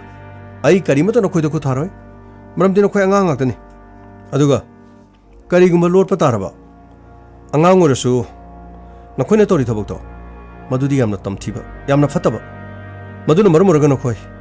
upai leite idi noi hatokani ai thabokta keso tasun nupi amagi haksang da thang suri ohum pairga masing taratret ha masadu da taratret ne bathilise masi mama mapa dunu kesu nungai roine magi mapuro bidun kesu nungai roiba aduna aseng musing dunu hayo nakhoina lan kiba taukiba leiraga su sini soi kre lan kre madu puno motu wadu khanasi so Matang haro. Nangi mingkari. Sir, Jake hai ba sir. Nangina. Sir, John hai ba sir. Aduga nangina Johnny. Okay. Jack, John, Johnny. Aseng ba hayo. Ai khud sungta tharo. Aseng ba hayo. Hek aina khud thara ba. Afaboir. Sir, akoi ngarang fast food to di lakjarame sir. Aduga sir, mafam maduda mau haidura leisabi haidura masak yam phajabi malai. Nati, nakhoi bu mawlei sabi hai basi khena ba khangdro yeng bada khangra hai ba sir hauji ki du di sir maw oirasu mayum pan ba kuirum ga da ba mandi masak tu su yam phaje aduga nupa duga makhoi ni sum phamaga le ada nupi duna akhoi do onsalaga sum kiru sum yenge ada akhoi hum onsanaraga sum nok pane ba ngahalaga maga lakmina ba nupa do magi phone do ring amala eba adudagi nupa do dum thokre minute manga taru nupa da sum hanjalak tabuda akoina nupi duna su kiru nofe tawena akoi hum honaraga mana phami ba table dugi mamangda hangaranda sum chalaga sum nupi du yeng mane adudagi na sir akoi karimata tawjaba leiti aduga sir akoi nupa do ngahak leraga amuk sangak purana akoi ju yenge adagi nupa do minute tara manga mo kunmuki changchang ke ba adagi nupi de sum phamaga magi lakmina nupa do ma sum ngai be mong tawe adai akoina akoi amuk changjalaga magi manakta mu kaisu hairam di leite hangaranda chalaga akoi do mana sum sana kiba kaktane sa akoi atopo karisu ayat pa pan mata pi kiba leite oh nupa do phamaga minute 30 kun changak te ba adudi nupa do sangdi chang kibro sir moi amuk changaki oh adu sang podagi matai manau do makoi chapangai ba adu dagi na khoina lambi lamkhang amada na khoina thalaga nupa adu gari dagi singtharamba adu na khoina juli hariba mo se purga na khoina krai chapa adu ga kari ge hapa sir aseng mune khoina haije sir fast food adu dagi akhodi adum yumlom da dum hale sir akhodi nupi do phaba su yaudi sir adu ga sir amana haibada nupi do halame haibado akhodi hujika da khange sir tasing mani sir akoina hari se lala masu sir akoi bu phuge ju phubiyo sir aduga sir jail manung da thamge ju thambiyo akodi sidagi hena khangdi sir aseng mani sir akoi kari mata tawdi ai nachin thinu ne seng hayu ne aseng mani sir sir na phura ju akodi wafam sidagi hena kari to hongoye sir kari ai john hari ba si chumra sir aseng mani sir jeng na haise si chamane sir kadai digi sir akodi pakhang phajar tangari sir mi hatpa ga haidu sir akodi sir mi hatpa mi di oiro sir akoi ngarang khata so koi punjabani aisu engineering tamna bana tawri aduga johnny su masu IIT thana na bana yam kanna ma gi su aim taw lei ni aduga sir jack su makoi gi imung manung na masu medical line da chatpa pame na tawga leibini sir akoi bulanu ubigano sir tasen mo ke koi fast food to di changjar mi sir adubu sir akoi di karim te hiram chi mari leina dia sir pare ngasi gi din koi thadoge ꯑꯗꯨꯒ ꯀꯔꯤꯒꯨꯝꯕ ꯑꯩꯒꯤ ꯈꯨꯠꯇ ꯂꯩꯔꯤꯕ CCTVꯒꯤ report ꯑꯁꯤ ꯃꯁꯤꯗ ꯅꯈꯣꯏ ꯑꯃꯨꯛ ꯍꯟꯅ ꯑꯩꯅ ꯆꯤꯡꯅꯕ ꯋꯥꯐꯝ ꯐꯪꯉꯕ ꯑꯗꯨꯒ ꯅꯨꯄꯥ ꯑꯗꯨ ꯊꯣꯛꯈꯤ ꯆꯪꯉꯛꯏ ꯂꯥꯜꯂꯝꯕ ꯇꯥꯔꯕ ꯑꯗꯨꯒ ꯑꯩꯈꯣꯏꯒꯤ ꯏꯟꯚꯦꯁꯇꯤꯒꯦꯁꯟꯗ ꯃꯈꯥ ꯇꯥꯅ ꯅꯈꯣꯏꯕꯨ ꯆꯦꯟꯅꯔꯝꯕ ꯇꯥꯔꯕ ꯃꯤ ꯑꯁꯤꯕꯒꯤ ꯂꯩꯐꯝ ꯑꯗꯨꯒꯤ ꯅꯈꯣꯏꯒꯤ ꯂꯣꯀꯦꯁꯟ ꯍꯥꯏꯕꯗꯤ ꯅꯈꯣꯏꯒꯤ ꯐꯣꯟ ꯃꯗꯨꯒꯤ ꯂꯣꯀꯦꯁꯟ ꯑꯣꯏꯔꯝꯕ ꯇꯥꯔꯕ ꯑꯐꯕ ꯑꯣꯏꯔꯣ ꯀꯩꯁꯨ ꯀꯥꯏꯗꯦ ꯁꯥꯔ ꯃꯗ ꯁꯥꯔꯅ ꯑꯩꯈꯣꯏꯅ ꯂꯥꯜꯂꯝ ꯇꯥꯔꯒꯗꯤ ꯑꯩꯈꯣꯏ ꯁꯤꯕꯩ ꯆꯔꯥꯛ ꯄꯤꯒꯦꯁꯨ ꯄꯤꯕꯤꯌꯨ ꯁꯥꯔꯅ ꯅꯣꯡꯃꯩꯅ ꯀꯥꯞꯄꯒ ꯑꯩꯈꯣꯏ ꯍꯥꯠꯀꯦꯁꯨ ꯍꯥꯠꯄꯤꯌꯨ ꯁꯥꯔ ꯑꯣ ꯌꯥꯝꯅ ꯀꯣꯟꯐꯤꯗꯦꯟ ꯂꯩꯅ ꯍꯥꯏꯔꯤ ꯐꯔꯦ ꯐꯔꯦ ꯉꯝꯃꯩ ꯁꯥꯔ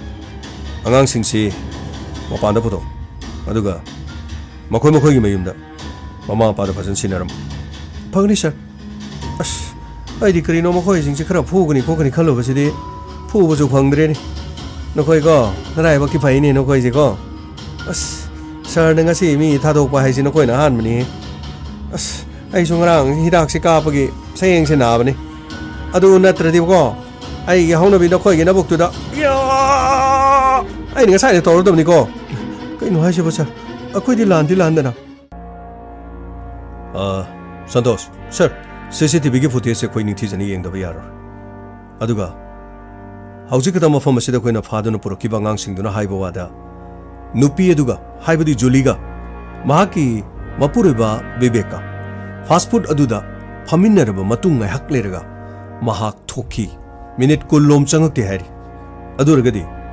ꯕꯤꯕꯦꯛꯅ ꯀꯗꯥꯏꯗ ꯃꯍꯥꯛ ꯆꯠꯂꯨꯕ ꯃꯤꯅꯤꯠ 10 ꯀꯔꯤ ꯇꯧꯗꯨꯅ ꯂꯩꯔꯤꯕ ꯑꯗꯨꯒ ꯑꯉꯥꯡꯁꯤꯡ ꯑꯗꯨꯅ ꯅꯨꯄꯤ ꯑꯗꯨ ꯃꯊꯟꯇ ꯂꯩꯕꯗꯨꯗ ꯅꯨꯄꯤ ꯑꯗꯨꯅ ꯅꯣꯛꯐꯦꯠ ꯇꯧꯕꯗꯨꯒ ꯑꯉꯥꯡꯁꯤꯡꯗꯨꯅ ꯏꯟꯈꯠꯆꯔꯛꯄꯒꯤ ꯃꯁꯛ ꯐꯖꯕ ꯅꯨꯄꯤ ꯑꯃ ꯃꯈꯣꯏꯒꯤ ꯃꯥꯡꯗ ꯅꯣꯛꯐꯦꯠ ꯇꯧꯕꯗꯨꯗ ꯃꯈꯣꯏꯅ ꯍꯪꯒꯠ-ꯍꯟꯗꯥ ꯆꯠꯆꯕ ꯈꯛꯇꯅꯤ ꯀꯔꯤꯁꯨ ꯇꯧꯕ ꯂꯩꯇꯦ ꯍꯥꯏꯅ ꯍꯥꯏꯔꯤ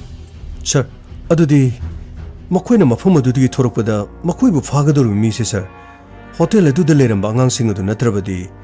ꯑꯇꯣꯞꯄ ꯃꯤꯅ ꯃꯗꯨꯗꯤ ꯃꯇꯧ ꯀꯔꯝꯅ ꯁꯔ ꯁꯟꯇꯣꯁ ꯅꯪꯒꯤ ꯀꯣꯜ ꯗꯤꯇꯦꯜꯁ ꯔꯦꯀꯣꯔꯗꯁꯤꯡ ꯑꯗꯨ ꯃꯗꯨ ꯑꯊꯨꯕ ꯃꯇꯝꯗ ꯌꯧꯍꯜꯂꯣ ꯁꯔ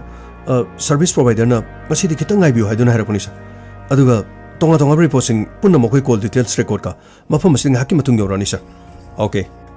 ꯑꯗꯨꯒ ꯃꯈꯣꯏ ꯑꯅꯤꯃꯛꯀꯤ ꯀꯣꯜ ꯗꯤꯇꯦꯜꯁ ꯔꯦꯀꯣꯔꯗꯇ ꯀꯅꯥꯒ ꯋꯥꯔꯤ ꯁꯥꯟꯅꯩ ꯀꯔꯝꯕꯒ ꯋꯥꯔꯤ ꯁꯥꯟꯅꯩ ꯍꯥꯏꯕꯗꯨ ꯍꯧꯖꯤꯛ ꯄꯨꯊꯣꯛꯇꯕ ꯌꯥꯔꯣꯏ ꯑꯩꯅ ꯈꯜꯂꯨꯕꯗꯗꯤ ꯐꯥꯁꯠ ꯐꯨꯗ ꯑꯗꯨꯗ ꯃꯤꯑꯣꯏ ꯈꯔ ꯁꯣꯏꯗꯅꯃꯛꯀꯤ ꯃꯈꯣꯏꯒꯤ ꯇꯨꯡ ꯏꯜꯂꯝꯒꯅꯤ ꯍꯥꯏꯗꯨꯅ ꯑꯩꯅ ꯊꯥꯖꯔꯨꯕꯅꯤ ꯑꯗꯨꯒ ꯑꯩꯈꯣꯏꯅ ꯐꯥꯔꯨꯕꯗꯁꯨ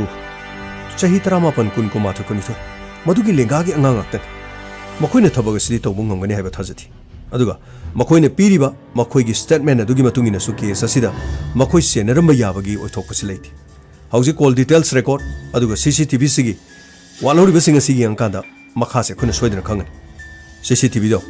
ꯑꯩꯈꯣꯏ ꯉꯁꯥꯏ ꯈꯔꯗꯤ ꯌꯦꯡꯉꯦꯗꯅ ꯍꯧꯖꯤꯛ ꯃꯈꯥ ꯇꯥꯕꯗꯨ ꯌꯦꯡꯁꯤ ꯁꯔ ꯑꯩꯅ ꯉꯁꯥꯏ ꯌꯦꯡꯖꯕꯗ ꯃꯁꯤꯕꯨ ꯆꯨꯝꯒꯗ꯭ꯔꯥ ꯅꯠꯇ꯭ꯔꯒ ꯂꯥꯟꯒꯗ꯭ꯔꯥ ꯐꯥꯁꯠ ꯐꯨꯗꯀꯤ ꯃꯐꯝ ꯑꯗꯨꯗ ꯑꯩꯈꯣꯏꯅ ꯌꯦꯡꯉꯛꯄꯗ ꯕꯤꯕꯦꯛꯁꯤ ꯁꯔ ꯃꯥꯒꯤ ꯐꯨꯔꯤꯠꯁꯤ ꯐꯨꯜ ꯁꯥꯔꯠꯇ ꯌꯦꯂꯣ ꯃꯆꯨ ꯑꯃ ꯂꯤꯠꯂꯦ ꯁꯔ ꯌꯦꯁ ꯑꯗꯨ ꯀꯩꯗꯧꯔꯕ ꯑꯗꯨꯒ ꯁꯔ ꯑꯗꯨꯒ ꯃꯍꯥꯛꯅ ꯃꯐꯝ ꯑꯁꯤ ꯔꯤꯄꯣꯔꯠ ꯇꯧꯕꯗ ꯂꯤꯠꯂꯤꯕ ꯐꯨꯔꯤꯠꯇꯨꯗꯤ ꯁꯔ ꯑꯉꯥꯡꯕ ꯃꯆꯨꯒꯤ ꯐꯨꯔꯤꯠꯅꯤ ꯁꯔ ꯌꯦꯁ ꯁꯟꯇꯣꯁ ꯌꯦꯁ ꯅꯪꯒꯤ ꯋꯥꯐꯝꯗꯣ ꯑꯗꯨꯗꯤ ꯀꯔꯤꯒꯤ ꯐꯥꯁꯠ ꯐꯨꯗꯇꯨꯅ ꯃꯥꯅ ꯐꯨꯔꯤꯠ ꯑꯃ ꯂꯤꯠꯄ ꯑꯗꯨꯒ ꯊꯧꯗꯣꯛ ꯊꯣꯛꯐꯝꯗꯒꯤ ꯃꯥꯅ ꯂꯥꯛꯄ ꯃꯇꯝꯗꯅ ꯐꯨꯔꯤꯠ ꯃꯆꯨ ꯑꯃ ꯂꯤꯠꯂꯤꯕ ꯀꯔꯤꯒꯤ ꯑꯗꯨꯒ ꯃꯍꯥꯛꯅ ꯍꯥꯏꯕꯗꯗꯤ ꯊꯧꯗꯣꯛ ꯑꯁꯤ ꯐꯥꯁꯠ ꯐꯨꯗꯇꯒꯤ ꯍꯜꯂꯛꯄꯗ ꯂꯝꯕꯤꯗ ꯊꯧꯗꯣꯛꯇꯨ ꯊꯣꯛꯍꯧꯔꯒ ꯃꯥꯕꯨ ꯆꯤꯡꯊꯔꯒ ꯊꯝꯃꯝꯃꯒ ꯃꯥꯒꯤ ꯅꯨꯄꯤꯗꯨ ꯄꯨꯔꯒ ꯆꯠꯈꯤ ꯍꯥꯏꯕꯅꯤ ꯑꯗꯨ ꯑꯣꯏꯔꯕꯗꯤ ꯀꯔꯝꯕ ꯃꯐꯝꯗ ꯀꯗꯥꯏꯋꯥꯏꯗꯒꯤ ꯃꯥꯅ ꯐꯨꯔꯤꯠ ꯁꯤꯟꯒꯗꯧꯔꯤꯕꯅꯤ ꯃꯗꯨꯒꯤ ꯄꯣꯏꯟꯗꯣ ꯅꯣꯠ ꯇꯧꯁꯜꯂꯣ ꯐꯅꯤ ꯁꯔ ꯃꯉꯣꯟꯗ ꯍꯥꯟꯅ ꯈꯪꯍꯟꯕ ꯌꯥꯗꯦ ꯃꯥ ꯂꯥꯛꯑꯀꯥꯟꯗ ꯍꯪꯒꯗꯕꯅꯤ ꯑꯇꯣꯞꯄ ꯃꯔꯝ ꯑꯃ ꯂꯩꯔꯝꯂꯕꯗꯤ ꯑꯩꯈꯣꯏꯅ ꯆꯤꯡꯅꯔꯤꯕꯁꯤꯁꯨ ꯂꯥꯟꯒꯗꯧꯔꯤꯕꯅꯤ ꯑꯗꯨꯒ CCTVꯒꯤ ꯐꯨꯇꯦꯖꯇꯣ ꯑꯝꯇ ꯇꯥꯎ ꯃꯈꯥꯗ ꯀꯔꯤ ꯆꯤꯡꯅꯕ ꯂꯩꯔꯤ ꯑꯗꯨꯒ ꯃꯍꯥꯛ ꯃꯤꯅꯤꯠ 10 ꯂꯣꯝ ꯊꯣꯛꯈꯤ ꯍꯥꯏꯕꯁꯦ ꯆꯨꯝꯕ꯭ꯔꯥ ꯆꯨꯝꯗꯕ꯭ꯔꯥ ꯌꯦꯡꯁꯤ ꯐꯅꯤ ꯁꯔ ꯆꯨꯝꯃꯤꯅꯦ ꯃꯐꯝ ꯑꯁꯤꯗꯗꯤ ꯃꯍꯥꯛꯅ ꯂꯤꯠꯂꯤꯕ ꯐꯨꯔꯤꯠ ꯃꯆꯨ ꯑꯁꯤ ꯑꯗꯨꯒ ꯑꯩꯈꯣꯏꯒꯤ ꯁ꯭ꯇꯦꯁꯟꯗ ꯂꯥꯛꯄꯅ ꯃꯍꯥꯛꯅ ꯂꯤꯠꯂꯤꯕ ꯐꯨꯔꯤꯠ ꯃꯆꯨ ꯑꯅꯤꯁꯤ ꯈꯦꯠꯅꯩ ꯌꯦꯡꯉꯨ ꯑꯉꯥꯡꯁꯤꯡ ꯑꯁꯤ ꯃꯈꯣꯏꯁꯨ ꯑꯁꯤꯗ ꯐꯝꯃꯦ ꯌꯦꯁ ꯃꯍꯥꯛ ꯍꯧꯒꯠꯂꯒ ꯊꯣꯛꯈ꯭ꯔꯦ ꯃꯁꯤꯒꯤ ꯃꯇꯨꯡꯗꯒꯤ ꯅꯨꯄꯥ ꯃꯆꯥ ꯑꯃ ꯍꯧꯒꯠꯂꯒ ꯅꯨꯄꯤꯁꯤꯒꯤ ꯃꯅꯥꯛ ꯋꯥꯏꯗ ꯆꯪꯁꯤꯜꯂꯒ ꯑꯃꯨꯛ ꯆꯠꯈꯤꯕ ꯑꯃꯨꯛ ꯍꯜꯂꯦ ꯑꯣꯀꯦ खर सिंचलगा मिनिट क्या रोम लेरगा महाक संगे यो फनी sir minute taraga ni pan chingchali sibol di changatri okay oh yes yes change adudi mahakti mafam asidagi thokri sikri dori madugi minute to chapchana dugi minute to khangjari sir adudi makogi yumthak adudagi kapakpa haibati fast food adugi mathaktagi kapa adugi camera aduda hotel adugi mapana ma kedo yang Panisha Jingjalo minute jingjalo chapchan oh sir ma mapanda phone do wari sanar oh phone si mahana mahaki nupi gi mamang da sanadri sinadi phone si mahaki nupi ne taba yadaba aduga kari gi damak to mahana suyam kuino wari sanari bema anyway nangi call details record to ladi madugi number to khangani Panisha Chingchalo masigi matungda kari kari taw yengsi sir sidagi di mahak amuk changi adudi manungi camera to mutha Panisha manung sidadi mahak ki nupi gi manakta phammaga makoi ni samin thaminaraba okay kar singchalo Panisha oh sidagi di makoi hotel lagi thole aduga angang nupa masa singa sina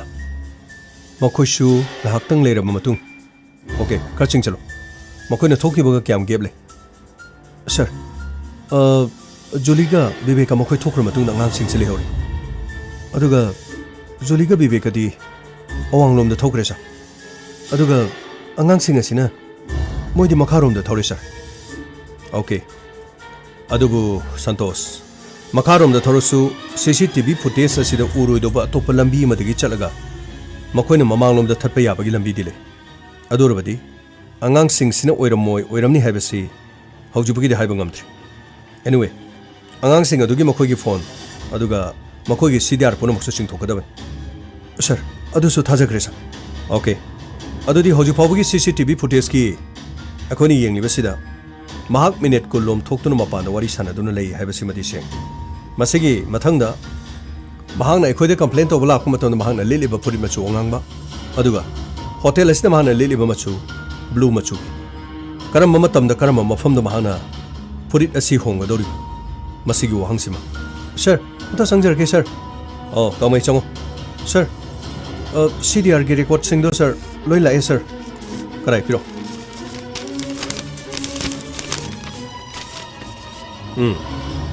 okay Nomere sida mahana sana kiba number sida lere muni yong sa do sida khaisa uzari sa aduga sidai de wari sanari ba mi si kanano haiba si masima mo khangba tare minute sanari ba si minute kunga khare hena sanare second khara aduga masigi number si makhoina fast food laktring eda su 4 times mari rak sida wari sanare marak sida pungkhai sanaba me yauri atai di aten manga tani sanai si aduga Atai mamangi oh sigi number sidi bibeka wari am sane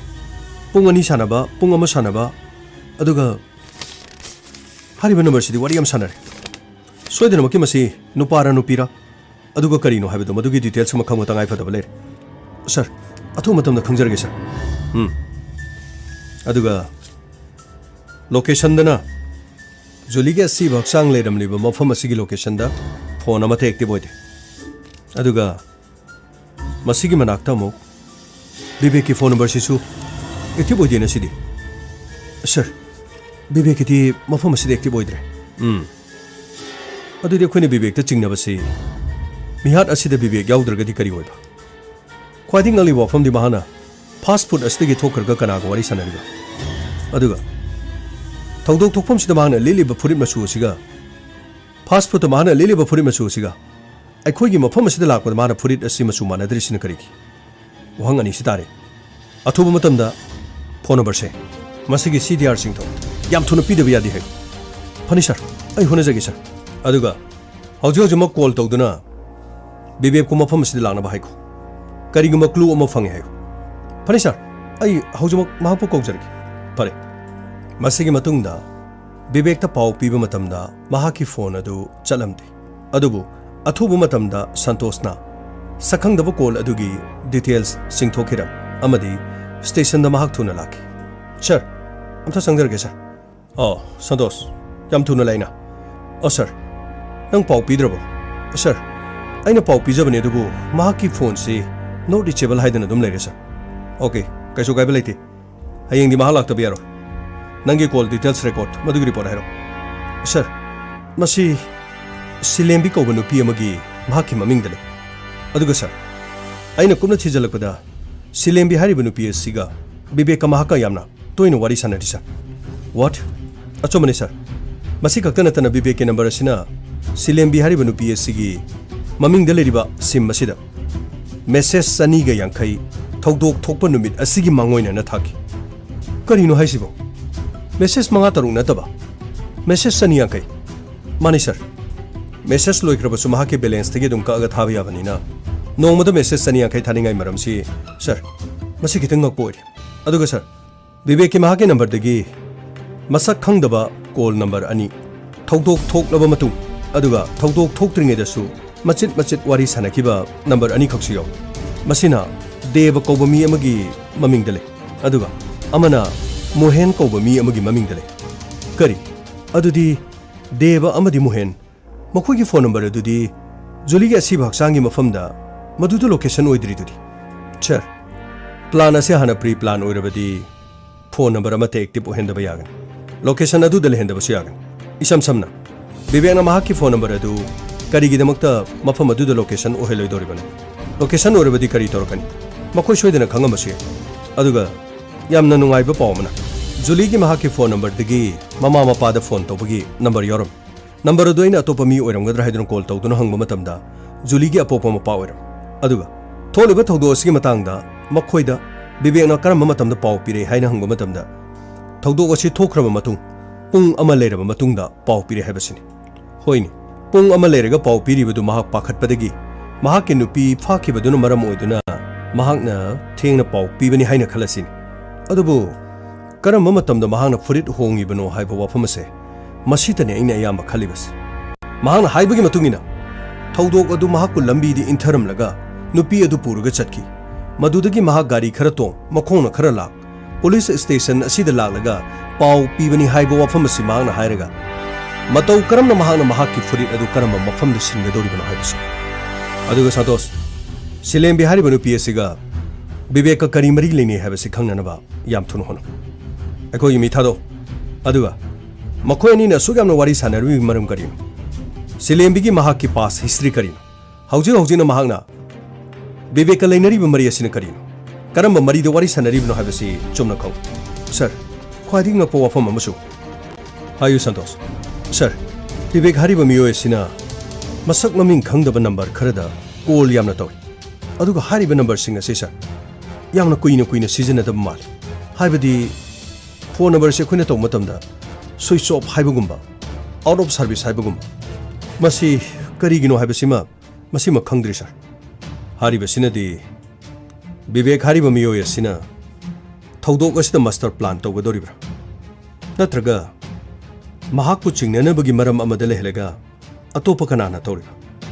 ꯑꯊꯨꯕ ꯃꯇꯝꯗ ꯗꯦꯕ ꯑꯃꯗꯤ ꯃꯣꯍꯦꯟ ꯃꯐꯝ ꯑꯁꯤꯗ ꯐꯥꯗꯨꯅ ꯄꯨꯔꯛꯀꯗꯕꯅꯤ꯫ ꯑꯗꯨꯒ ꯁꯟꯇꯣꯁ ꯁꯣꯏꯗꯅꯃꯛꯀꯤ ꯍꯌꯦꯡ ꯂꯥꯛꯅꯅꯕ, ꯀꯔꯤꯒꯨꯝꯕ ꯂꯥꯛꯇ꯭ꯔꯒꯗꯤ ꯃꯍꯥꯛꯄꯨ ꯃꯐꯝ ꯑꯁꯤꯗ ꯄꯨꯔꯛꯅꯅꯕꯒꯤꯗꯃꯛ ꯍꯣꯠꯅꯒꯗꯕꯅꯤ꯫ ꯍꯧꯖꯤꯛ ꯑꯣꯏꯔꯤꯕ ꯐꯤꯕꯝꯁꯤꯗ ꯁꯟꯇꯣꯁꯇ ꯑꯩꯈꯣꯏꯅ ꯆꯤꯡꯅꯕ, ꯑꯅꯤꯁꯨꯕꯗ ꯗꯦꯕ ꯑꯃꯗꯤ ꯃꯣꯍꯦꯟ, ꯅꯠꯇ꯭ꯔꯒꯅ ꯃꯈꯣꯏꯅ ꯊꯕꯛ ꯑꯁꯤ ꯄꯥꯡꯊꯣꯛꯄ ꯃꯥꯟꯅꯅꯕꯒꯤꯗꯃꯛ ꯁꯤꯜꯂꯒ ꯑꯇꯣꯞꯄ ꯀꯅꯥꯒꯨꯝꯕ ꯑꯍꯨꯝꯁꯨꯕ ꯃꯤꯑꯣꯏ ꯑꯃꯅ ꯊꯧꯗꯣꯛ ꯑꯁꯤ ꯁꯤꯜꯂꯒ ꯕꯤꯕꯦꯛꯇ ꯆꯤꯡꯅꯅꯕꯒꯤ ꯁꯤꯟꯕ ꯑꯃ꯫ ꯁꯔ, ꯑꯗꯨꯗꯤ ꯍꯧꯖꯤꯛ ꯃꯈꯥ ꯇꯥꯕꯁꯤ ꯑꯩꯈꯣꯏ ꯀꯔꯤ ꯇꯧꯒꯅꯤ? ꯍꯧꯖꯤꯛ ꯃꯈꯥ ꯇꯥꯕꯁꯤ ꯀꯔꯤꯒꯤꯗꯃꯛꯇ ꯉꯁꯤ ꯕꯤꯕꯦꯛꯅ ꯑꯁꯤꯕ ꯑꯁꯤꯒꯤ ꯃꯇꯥꯡꯗ, ꯃꯤꯍꯥꯠ ꯑꯁꯤꯒꯤ ꯃꯇꯥꯡꯗ ꯌꯥꯝꯅ ꯀꯨꯞꯅ ꯍꯪꯂꯝꯂꯒ ꯃꯍꯥꯛꯀꯤ ꯐꯣꯟ ꯆꯠꯍꯟꯈꯤꯗꯕꯅꯣ? ꯃꯍꯥꯛ ꯌꯨꯝ ꯊꯥꯗꯣꯛꯇꯨꯅ ꯂꯣꯠꯇꯨꯅ ꯆꯠꯈ꯭ꯔꯕ꯭ꯔꯥ? ꯅꯠꯇ꯭ꯔꯒ ꯃꯍꯥꯛ ꯑꯇꯣꯞꯄ ꯑꯋꯥꯕ ꯗꯁꯥ ꯇꯥꯈ꯭ꯔꯕ꯭ꯔꯥ? ꯈꯣꯒꯦꯟ ꯑꯃꯗꯤ ꯐꯔꯨꯛꯁꯨ ꯀꯧꯔꯛꯎ꯫ ꯑꯗꯨꯒ ꯀꯦꯁ ꯑꯁꯤꯒꯤ ꯃꯇꯥꯡꯗ ꯃꯈꯣꯏꯁꯨ ꯊꯥꯗꯣꯛꯑꯒ ꯍꯤꯔꯝ ꯀꯌꯥꯗ ꯃꯣꯍꯦꯟ ꯑꯃꯗꯤ ꯗꯦꯕ ꯃꯈꯣꯏꯒꯤ ꯂꯩꯐꯝꯗꯒꯤ ꯃꯈꯣꯏꯕꯨ ꯐꯥꯅꯅꯕ ꯃꯈꯣꯏꯗ ꯁꯤꯟꯅꯈꯣ꯫ ꯑꯗꯨꯒ ꯑꯊꯨꯕ ꯃꯇꯝꯗ ꯅꯈꯣꯏ ꯇꯤꯝ ꯑꯃ ꯆꯠꯂꯒ ꯕꯤꯕꯦꯛ ꯌꯨꯝꯗ ꯂꯩꯕ꯭ꯔꯥ ꯂꯩꯇꯕ꯭ꯔꯥ? ꯃꯍꯥꯛ ꯀꯔꯤ ꯗꯁꯥ ꯇꯥꯏ? ꯀꯔꯤ ꯑꯋꯥꯐꯝꯗ ꯇꯥꯏ? ꯑꯗꯨꯒ ꯌꯥꯔꯕꯗꯤ ꯁꯤꯂꯦꯝꯕꯤ ꯍꯥꯏꯔꯤꯕ ꯅꯨꯄꯤ ꯑꯁꯤꯁꯨ ꯐꯥꯗꯨꯅ ꯃꯐꯝ ꯑꯁꯤꯗ ꯄꯨꯔꯛꯎ꯫ ꯃꯍꯥꯛꯄꯨ ꯐꯥꯗ꯭ꯔꯤꯉꯩ ꯃꯔꯝꯗ ꯑꯍꯥꯟꯕ ꯃꯥꯒꯤ ꯄꯥꯁ ꯍꯤꯁꯇ꯭ꯔꯤ, ꯕꯤꯕꯦꯛ ꯑꯃꯗꯤ ꯃꯍꯥꯛꯀ ꯀꯔꯤ ꯃꯔꯤ ꯂꯩꯅꯩ ꯍꯥꯏꯕꯁꯤꯁꯨ ꯈꯪꯅꯕ ꯍꯣꯠꯅꯧ꯫ ꯑꯗꯨꯒ ꯀꯔꯤꯒꯨꯝꯕ ꯅꯪꯅ ꯆꯤꯡꯅꯔꯕꯗꯤ ꯕꯤꯕꯦꯛꯀꯤ ꯌꯨꯝꯗ ꯅꯪꯅ ꯂꯩꯕ ꯃꯇꯝꯗ ꯕꯤꯕꯦꯛ ꯂꯩꯔꯝꯗ꯭ꯔꯕ ꯑꯗꯨꯔꯕꯗꯤ ꯑꯩꯉꯣꯟꯗ ꯄꯥꯎ ꯄꯤꯔꯛꯎ ꯃꯐꯝ ꯑꯗꯨꯗ ꯑꯩꯈꯣꯏ ꯂꯥꯛꯇꯨꯅ ꯕꯤꯕꯦꯛꯀꯤ ꯌꯨꯝꯗꯁꯨ ꯁꯔꯆ ꯇꯧꯕ ꯇꯉꯥꯏ ꯐꯗꯦ ꯍꯥꯏꯕꯗꯤ ꯍꯧꯖꯤꯛ ꯐꯥꯎꯕ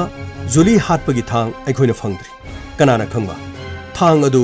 ꯕꯤꯕꯦꯛꯀꯤ ꯌꯨꯝꯗ ꯂꯣꯠꯇꯨꯅ ꯂꯩꯔꯝꯂꯗꯤ ꯅꯠꯇ꯭ꯔꯒ ꯗꯦꯕ ꯑꯃꯗꯤ ꯃꯣꯍꯦꯟ ꯃꯈꯣꯏꯕꯨ ꯐꯥꯕ ꯃꯇꯝꯗ ꯃꯈꯣꯏꯒꯤ ꯏꯃꯨꯡꯗ ꯍꯥꯏꯔꯤꯕ ꯊꯥꯡꯁꯤꯡ ꯑꯗꯨ ꯐꯪꯕ꯭ꯔꯥ ꯍꯥꯏꯗꯨꯅ ꯌꯦꯡꯉꯨ ꯃꯔꯝꯗꯤ ꯍꯧꯖꯤꯛ ꯊꯥꯡꯁꯤꯡ ꯑꯗꯨ ꯐꯪꯗ꯭ꯔꯤꯕꯅꯤ ꯁꯔ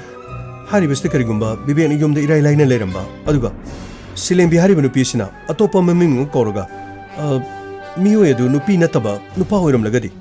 ꯑꯗꯨ ꯑꯣꯏꯔꯕꯁꯨ ꯁꯟꯇꯣꯁ नुपा ꯑꯃꯅ नुपा ꯑꯃꯗ ꯃꯦꯁꯦꯖ 250 ꯊꯥꯒꯗ꯭ꯔꯅꯤ ꯁꯣꯏꯗꯅꯃꯛꯀꯤ ꯅꯨꯄꯤ ꯑꯣꯏꯔꯝꯒꯅꯤ ꯑꯗꯨꯒ ꯊꯧꯗꯣꯛ ꯑꯗꯨ ꯊꯣꯛꯇ꯭ꯔꯤꯉꯩꯗ ꯃꯈꯣꯏꯒꯤ ꯄ꯭ꯔꯤ ꯄ꯭ꯂꯥꯟ ꯃꯗꯨ ꯂꯩꯕꯗꯨꯅ ꯋꯥꯔꯤ ꯇꯠꯇꯅ ꯁꯥꯟꯅꯕ ꯑꯣꯏꯒꯗꯧꯔꯤꯕ ꯀꯔꯤꯒꯤꯗꯃꯛ ꯄ꯭ꯂꯥꯟ ꯇꯧꯔꯤꯕ ꯖꯨꯂꯤ ꯁꯤꯔꯒ ꯀꯅꯥꯅ ꯇꯣꯡꯖꯒꯗꯧꯔꯤꯕ ꯖꯨꯂꯤ ꯍꯥꯠꯂꯒ ꯀꯅꯥꯅ ꯀꯥꯟꯅꯒꯗꯧꯔꯤꯕ ꯑꯗꯨꯒ ꯖꯨꯂꯤꯒꯤ ꯃꯔꯟ ꯃꯊꯨꯝ ꯀꯌꯥꯝ ꯂꯩꯕ ꯑꯗꯨꯒ ꯕꯤꯕꯦꯛꯀꯤ ꯃꯔꯟ ꯃꯊꯨꯝꯅ ꯀꯌꯥꯝ ꯂꯩꯕ ꯃꯗꯨ ꯆꯞ ꯆꯥꯕꯗꯨ ꯈꯪꯅꯅꯕꯒꯤꯗꯃꯛ ꯑꯩꯈꯣꯏ ꯍꯣꯠꯅꯕ ꯇꯥꯕꯅꯤ ꯌꯦꯁ ꯁꯔ